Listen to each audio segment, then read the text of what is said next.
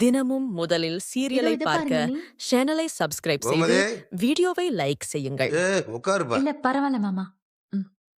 கோமதி இதோ வரேங்க. அரசி சாப்பிட்டியாம்மா? ம். ராஜி நீ சாப்பிட்டியா? என்னங்க? இல்ல மாமா. இந்த இந்த பைய கொடுக்கு விலை. ம், சரிங்க. மா செந்தில கதிர எங்கம்மா?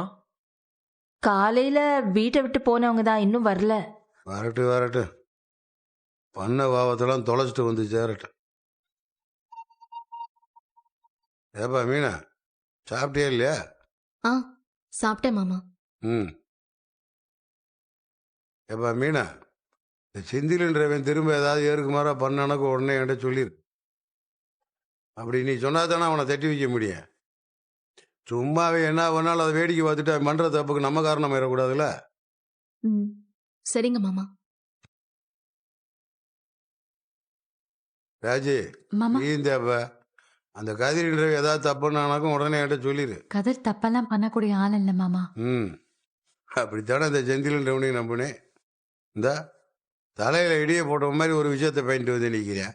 அப்பா நம்ம வீட்டில் எவன் என்ன பண்ண போறான்னு ஒரு விஷயமும் தெரிய மாட்டேங்குது.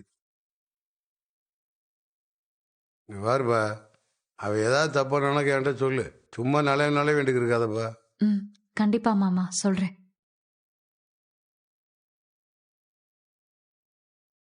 சரி, நான் போய் கையை காலை கழுவிட்டு வரேன். சாப்பாடு எடுத்து வை. ம்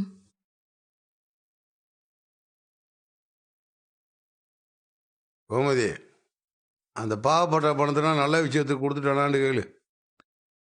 செந்தில பணத்தை கொடுத்துட்டியாடா? நான் தான் சொன்னேனேம்மா, யாரெல்லாம் எனக்கு பணம் கொடுத்தாங்கன்னு சரியா தெரியாது. அவங்க யாரு என்னன்னெலாம் கண்டுபிடிச்சு பணத்தை அவங்க கிட்ட திருப்பி கொடுக்கறதெல்லாம் நடக்காத காரியம். ஓ ஏடி, அப்ப பண்ண தப்புக்கு பிராச்சித்தம் பண்ணாமத்தே திரும்ப வந்து நிக்கிறானாங்க. நான் சொன்ன விஷயத்தெல்லாம் பண்ணாம வீட்டுக்குள்ள வரக்கூடாதுன்னு சொல்லி போடு. என்னங்க கொஞ்சம் இருங்க. அப்பா அண்ணனை கொஞ்சம் பேச விடுங்கப்பா. இவ்வளோ ஒருத்தே சும்மா எப்ப பார்த்தாலும் கோலாறு சொல்லி என்னடா பேச போறியாவே? கொஞ்சம் பொறுங்கப்பா. அண்ணா நீ பேசுன போன. நான் யாருக்கிட்டலாம் பணம் வாங்கினேன்னு எனக்கு தெரியாது. அதனால அவங்க கிட்டலாம் பணத்தை திருப்பி தர முடியாதுங்கப்பா. ஆனால் வாங்கின பணத்தை பூரா பணம் தேவை இருக்கிற ஆளுகளாக பார்த்து கொடுத்துட்டேன். லஞ்சமாக வாங்கின பணத்தில் 10 ரூபாய் கூட என் கையில் இல்லை. ஆஃபீஸில் கிட்டத்தட்ட 50 பேருமே லஞ்சம் வாங்குறாங்கப்பா. டேய், என்னடா பேச்சு இது? எல்லாரும் வாங்கினா நீ வாங்குவியா? இல்லை, ஊரோட ஒத்து வாழணும். ஆனா இந்த மாதிரி ஆளுகளோட ஒத்து வாழ சொல்ல யாரு? அப்பா எல்லா நேரமும் உங்க கருத்தை சொல்லணும்னு இல்ல, முதல்ல அண்ணா அதோட தரப்பா பேசட்டும். பேசி முடிச்சதுக்கு அப்புறம் சொல்லுங்க. அண்ணா நீ பேசுன. ஏழை இவ ஒருத்தே. அப்பா தம்பி பேசிட்டோம்ப்பா. செந்தில் கூட வேலை பார்க்குறவங்க பணம் வாங்குறத பார்த்ததும் எனக்கும் ஒரு அசட்டு தைரியம் வந்துருச்சுங்கப்பா. ஆனால் நானும் அதனால் வர பின்விளைவுகளை பற்றிலாம் யோசிக்காம லஞ்சமாக பணத்தை வாங்கிட்டேன். நீங்கள் சொன்ன மாதிரி, மீனா சொன்ன மாதிரி எனக்கு ஒரு வேலை கிடைக்கணுங்கிறதுக்காக பணம் கொடுத்தோம். அதே மாதிரி அடுத்தவங்களுக்கு ஒரு வேலை நடக்கணும்னா அதுக்கு பணம் வாங்குறதுல என்ன தப்புன்னு நான் யோசிச்சு, அதை தாண்டி வேற எதுவும் சத்தியமாக நான் யோசிச்சு பார்த்தது கூட இல்லைங்கப்பா. அடுத்த வேலை சாப்பாட்டுக்கு கூட வழி இல்லாமல், ஸ்கூல் ஃபீஸ் கட்ட, காலேஜ் ஃபீஸ் கட்ட வழி இல்லாதவங்க அவங்களெல்லாம் பார்த்தேன். காலுக்கு செருப்பு போட முடியாமல் அதை கூட வாங்க முடியாத வசதி இல்லாதவங்களை கூட நான் பார்த்தேன். இவங்கள மாதிரி ஆளுகிட்ட இருந்தெல்லாம் பணத்தை வாங்கி தான் அந்த வேலையெல்லாம் முடிச்சு கொடுத்துருக்கேன்னு நினைக்கும் போது தான் தாங்கவே முடியலங்கப்பா.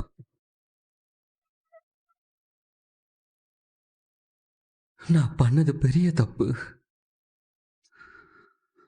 அதை நான் நல்லாவே புரிஞ்சுக்கிட்டேங்கப்பா. நான் அவங்க கிட்ட இருந்தெல்லாம் ஒரு 5 பைசா கூட லஞ்சமா வாங்கிட்டு இருக்க கூடாது.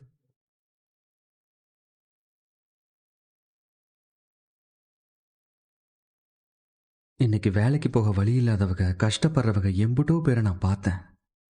எம்பிட்டு வேணாலும் உழைக்கிறதுக்கு அவங்களாம் தயாரா இருக்காங்க. வெறும் 100 ரூபாய் சம்பளம் கிடைச்சா போதுன்னு சொல்ற ஆளுங்க கூட இருக்காங்க. ஆனா அவங்க யாருக்குமே வேலையே கிடைக்கல. ஆனா எனக்கு பெருசா எந்த கஷ்டமுமே படாம கவர்மெண்ட் வேலையே கிடைச்சிருச்சு.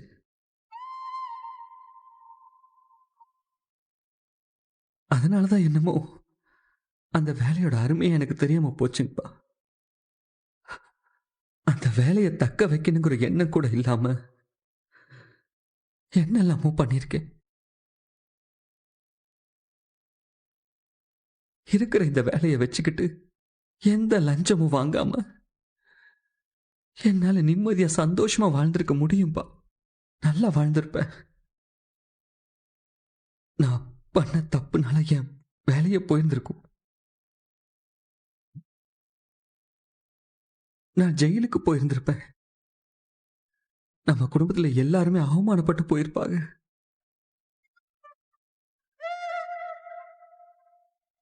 பல பேரோட சாபத்தையும் நான் வாங்கியிருப்பேன். எல்லாமே எனக்கு இப்போ புரிஞ்சிருச்சு. நான் பண்ணது பெரிய தப்பு. இனிமே அந்த தப்பை பண்ண மாட்டேங்கப்பா. என்ன மன்னிச்சிருங்கப்பா.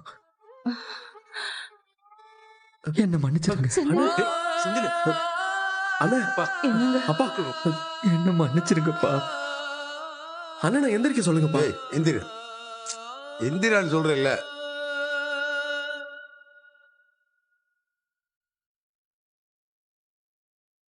டேய் செந்தில், எப்பயுமே ஒரு விஷயம் தெரிஞ்சுக்கடா. ஒரு மனுஷன் தன்னோட வாழ்க்கையில பணங்காசோட வாழ்ந்தான், செல்வ செழிப்போட வாழ்ந்தேன்றதெல்லாம் வாழ்க்கை கிடையாதுடா. ஒரு மனுஷன் தான் வாழ்ந்த காலம் முழுக்க அடுத்தவங்களுக்கு தொல்லை கொடுக்காம நல்ல மனுஷனா வாழ்ந்து மனசாட்சிக்கு உட்பட்டு நேர்மையா வாழ்ந்தானான்றதாண்ட முக்கியமே. அப்படித்தாண்டா நான் இன்னைக்கு வரைக்கும் வாழ்ந்துக்கிறேன். அதே மாதிரி என் பிள்ளைகளும் வாழணும்னு ஆசைப்படுறேன். இது தப்பாடா? எனக்கு தெரியும்ப்பா. இப்போ பாரா செந்தில், நேர்மையா வாழாத வாழ்க்கைக்கும் உழைக்காம சேர்த்த பணத்துக்கும் ஊர் உலகத்துல ஒரு மரியாதையும் கிடைக்காதுடா. புரியுதா? தெரிஞ்சோ தெரியாமலோ நான் எதிர்பார்க்காத விஷயத்த செஞ்சுட்டேன். இப்போ தப்புன்னு உணர்ந்துட்டீங்கள, அது போதும்டா. திரும்ப அந்த விஷயத்தை பற்றி திரும்ப திரும்ப பேசுறது சரியா இருக்காதுடா. வாரா செந்தில், இனிமேல் இந்த மாதிரி விஷயத்த உன் ஆயுள் காலம் முழுவதும் செய்யக்கூடாதுடா.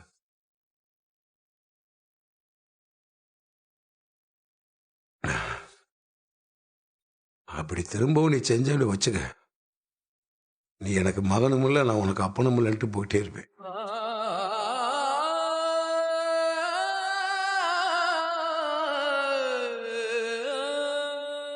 இனிமேல் நீ அப்படி செய்ய மாட்டேன்னு நான் நம்புறேன். என்னங்க நீங்க? அதெல்லாம் பண்ண மாட்டாங்க. மீறி செஞ்சா மகேன்னு கூட பார்க்க மாட்டேன். நானே போலீஸுக்கு ஃபோன் பண்ணி சொல்லிடுவேன். மாட்டேங்கப்பா. கண்டிப்பா இந்த தப்பு செய்ய மாட்டேன்.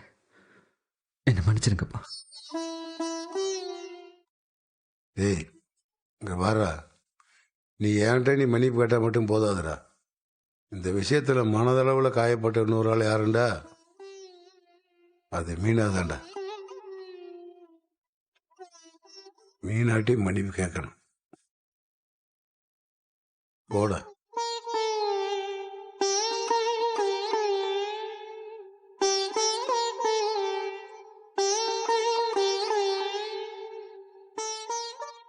சாரி மீனா.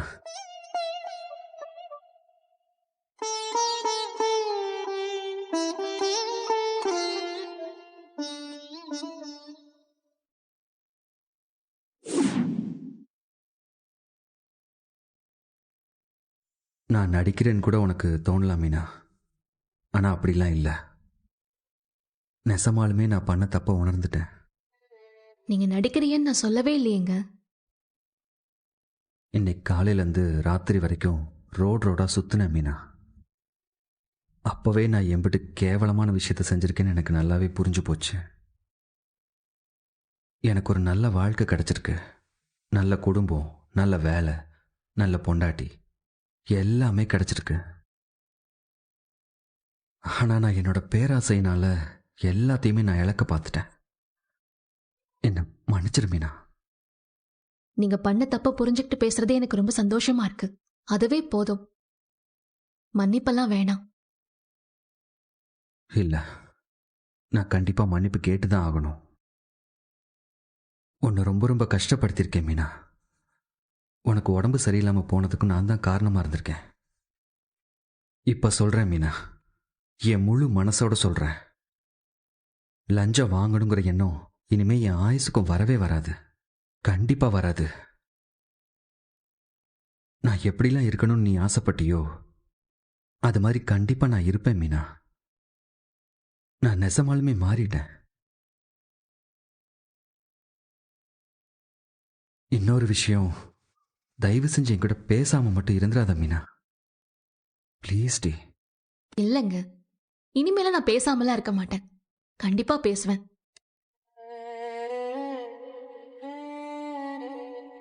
எம்புட்டு பெரிய தப்பு பண்ணியிருக்கேன் நான். இன்னைக்கு நான் உதவி பண்ண வகை என்னை என்னெல்லாம் சொல்லி வாழ்த்துனாங்க தெரியுமா? நான் நல்லா இருக்கணும், நம்ம குடும்பம் நல்லா இருக்கணும்னு சொல்லி வாழ்த்துனாங்க மீனா. ரொம்ப சந்தோஷமா இருந்துச்சு.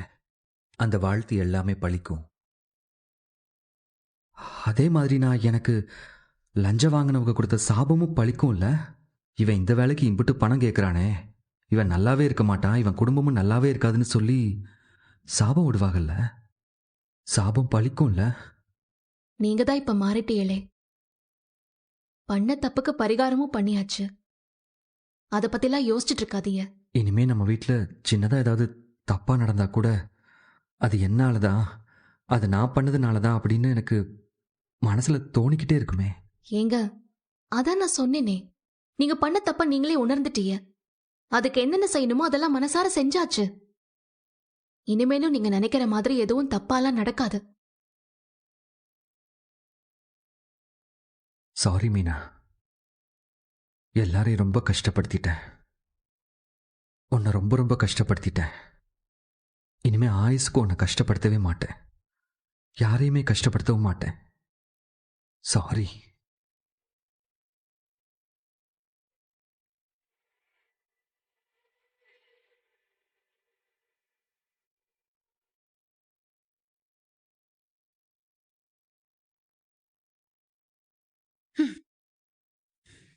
என்ன பண்ணிட்டு இருக்க? அது டியூட்டி அசைன் பண்ணிட்டு இருக்கேன். ஓ, ஆ, மகேஷ் அண்ணா இருக்கார்ல, அவருக்கு லாங் டிரைவ்லாம் போடாத, உள்ளூர்லயே போடு.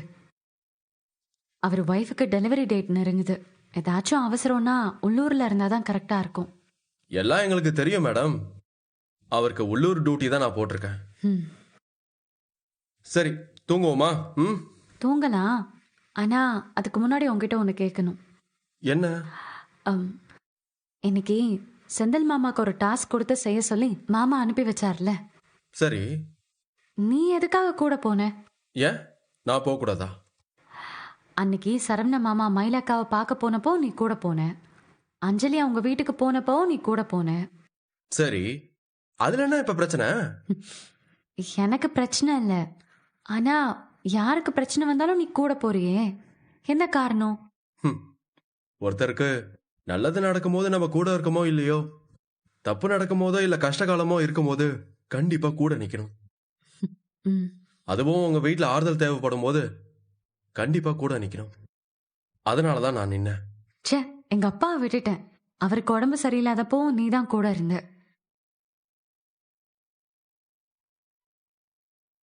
கல்யாணத்துக்கு முன்னாடி இருந்த கதிரே இல்ல நீ.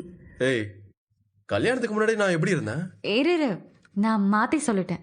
கல்யாணத்துக்கு முன்னாடி கதிர் எப்படி இருப்பான்னு நான் நினைச்சனோ அந்த மாதிரி நீ இல்ல. நீ எப்படி நினைச்ச? நீ பெரிய ரவுடின்னு நினைச்சேன், பெரிய வில்லன், திமிரு பிடிச்சவன் நினைச்சேன். என் கிட்ட எல்லாரும் எப்படி நடந்துக்கிறாங்களோ நானும் அவங்க கிட்ட அப்படியே தான் நடந்துப்பேன். நீ என்கிட்ட நிறைய வாட்டி திமிரா நடந்திருக்க, அதனால நானும் உன்கிட்ட திமிர காட்டியிருக்கேன். ஏதோ ஒண்ணு. ஆனா நான் எப்படி உன்னை நினைச்சனோ அதுக்கு அப்படியே நேர்மாறான ஆளா இருக்க.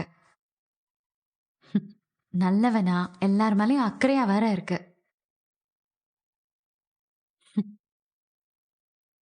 ஹலோ, இருக்கீங்களா? இங்கதான் இருக்கேன், சொல்லு. நான் உன்னை பாராட்டிட்டு இருந்தேன். ஆ, தெரியுது தெரியுது. இவ்வளவுதான் ஒரு ரியாக்ஷனா? வேற என்ன எதிர்பார்க்கற? முன்னெல்லாம் ஒரு ஆளுன்னு பேசின பாரு, என்ன சொல்லணும்? ஏய், இப்ப எதுக்கு கோச்சுக்கிற? நான் ஒன்னும் கோச்சுக்கலையே. அப்புறம் ஒன்னும் இல்ல. நான் நல்லவனு இப்பயாவது உனக்கு புரிஞ்சுதே, ரொம்ப சந்தோஷம். இந்த ரியாக்ஷன் போதும்ல. இதுக்கு நீ ரியாக்ஷன் பண்ணாமலே இருந்திருக்கலாம். யாரு? டியூட்டி பஞ்சாயத்து தான். நான் முடிச்சுட்டு வந்துடுறேன். நீ இல்ல தூங்கு. இல்ல, இங்க இருந்தே பேசு. இல்ல நான் வெளியே போய் பேசிட்டு வரேன். நான் எம்பிட்டு நல்லவன்னு யோசிச்சுக்கிட்டே தூங்கு. நான் டக்குன்னு போயிட்டு வந்துடுறேன். ம்? ம்?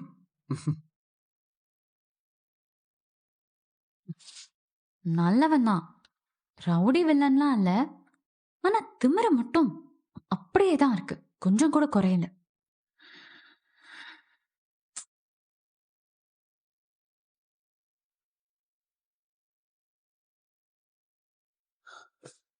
என்னைக்கு கல்யாணம்னு சொன்னீங்க மாமா? அடுத்த வெள்ளிக்கிழமை மாப்பிள்ள. ஒண்ணுக்கு நகை ஏதாவது போடுறேன்னு சொன்னாங்களா? ஆ இல்ல, அண்ணா அதெல்லாம் எதுவுமே வேணான்னு சொல்லிருச்சு. அப்படி சொன்னாலும் அவங்க கேட்க மாட்டாங்க மாமா. கிலோ கணக்கில் கவரிங் நகையை போட்டுட்டு தங்கன்னு சொல்லி ஏமாத்துவாங்க மாமா. மாமா, அப்புறம் இந்த பொண்ணோட வயசு, படிப்பு, இதை பத்திலாம் கொஞ்சம் நல்லா விசாரிச்சுக்கோங்க. எல்லாத்துலயும் அவங்க ஏமாத்துவாங்க. இந்த நிச்சயம் நடக்கவே கூடாதுன்னு நான் நினைச்சேன் மாமா. காலையில இருந்து ஏதாவது ஒரு சின்ன பிரச்சனை வந்து நிச்சயம் நின்னுடாதான்னு சாமியை வேண்டிக்கிட்டு இருந்தேன். ஆமா, நானே வந்து பிரச்சனை பண்ணலாம் தான் யோசிச்சுக்கிட்டு இருந்தேன். உன் மனசுல என்னென்ன ஓடுதுன்னு எனக்கு ஒன்றும் புரியாம இல்ல சரவணா. நிச்சயம் நடந்து முடிஞ்சிருச்சு, கல்யாணமும் நடந்துரும். நீ அதை எல்லாத்தையுமே உன் மனசுலவுல ஏத்துக்கிறதுக்கு உன்னை நீ தயார்படுத்திக்கணும். புரியல மாமா, என்ன தயார்படுத்திக்க சொல்றியா? என் வாழ்க்கையில பண்ணதெல்லாம் எதிர் வீட்டுக்காரங்க வாழ்க்கையில பண்றதுக்கு ஒரு குடும்பம் ரெடி ஆயிட்டு இருக்கு. அதை பார்த்து ரசிக்க என்ன நானே தயார்படுத்திக்கணுமா? இல்ல ஒவ்வொரு கதையா சொல்லிக்கிட்டு மயிலோட அம்மாவும் என் எதிர்க்க வந்து நிப்பாங்களே, அதெல்லாம் பார்க்கறதுக்கு நான் தயார்படுத்திக்கணும், அப்படிதானே மாமா? என்னால முடியல மாமா. எனக்கு ஒரு சந்தேகம். நீ வந்து குமாரோட வாழ்க்கை நாசமா போக போகுதுன்னு நினைச்சு நீ வருத்தப்படுறியா, இல்ல மயில் குடும்பத்தை இனியும் பார்க்கணுமே நினைச்சு வருத்தப்படுறியா? நான் ரெண்டையும் நினைச்சுதான் வருத்தப்பட்டுக்கிட்டு இருக்கேன். இந்த கல்யாணம் நடக்கலன்னாலும் மயில் குடும்பத்தை நீ பார்க்காம இருக்கவே முடியாது. உனக்கு மயிலுக்கும் குழந்தை பிறக்க போகுது. அந்த குழந்தைய காரணமா வச்சு நீ மயிலை பார்த்து தான் பார்க்கணும். அப்புறம் நீ குமாரன் நினைச்சோன்னு நீ ஒன்னும் பரிதாபப்பட்டுக்கிட்டு இருக்காத. என் அண்ணன் குடும்பம் தான் இருந்தாலும் நானே சொல்றேன் மாப்பிள்ள, என் அண்ணனும் சரி குமாரும் சரி ரெண்டு பேருமே வீணா போனவங்க, மண்டையில புத்தியே இல்லாதவங்க மாப்பிள்ள. அதே மாதிரி மயிலு குடும்பமும் தான், ரெண்டுமே புத்தி இல்லாத குடும்பம் தான். அவங்க எப்படியோ போயிட்டு போறாங்களே. நாம இதுல என்னப்பா செய்ய முடியும், நீயே சொல்லு.